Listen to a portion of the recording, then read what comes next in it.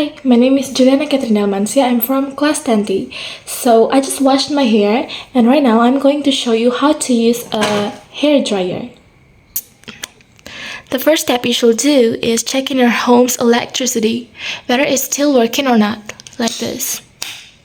The second step is plug the hair dryer cord into the socket.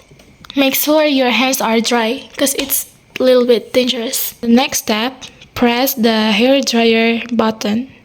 This one is for normal air and this one is for strong and hot air temperature. And now you can use your hair dryer.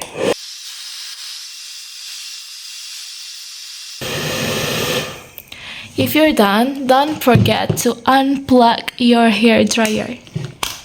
Okay, that's all from me. Thank you for watching my video.